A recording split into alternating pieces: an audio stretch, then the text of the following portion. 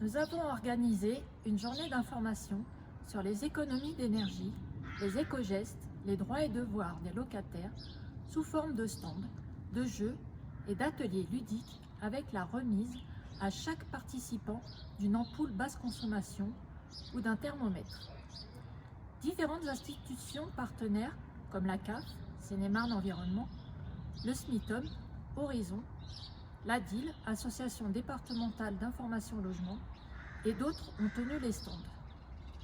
Cette action a permis aux familles de favoriser les éco-gestes au quotidien, de connaître les différents dispositifs d'aide en matière d'énergie, mais aussi d'améliorer leur qualité de vie dans les immeubles du parc social.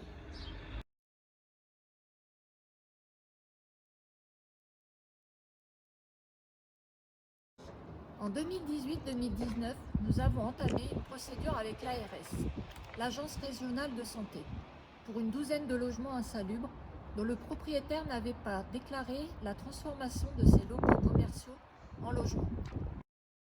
En 2016, chez un autre bailleur, à la suite d'un incendie, nous avons constaté qu'une partie des locataires n'était pas assurée. Après la remise en état du logement, le propriétaire a repris les locations. Nous effectuons désormais un contrôle régulier afin de vérifier que tout est en ordre pour louer et que les locataires sont bien assurés. Dans ces deux cas, la majorité des locataires ont été relogés ou une solution d'hébergement leur a été proposée. Le CCAS est amené à intervenir lorsqu'il est interpellé via le site internet de la mairie par des locataires.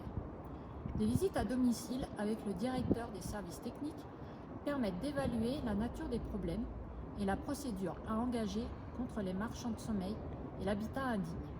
Ces actions seront toujours poursuivies.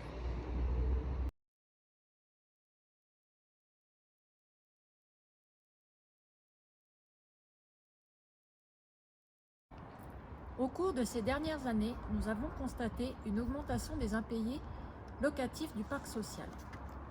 Une réflexion a été faite à l'aide de nos partenaires de créer une CEPIL, une commission de prévention d'impayés de loyer.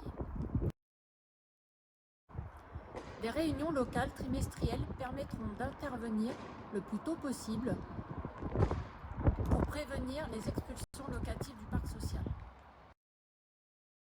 Le travail se fera avec nos partenaires, la MDS, Maison départementale des solidarités, les bailleurs sociaux, les associations ayant en charge des mesures ASLL, accompagnement social lié au logement, et la sous-préfecture.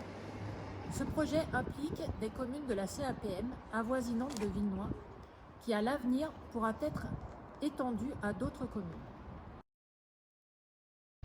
Proposer des actions avec les partenaires pour aider les ménages.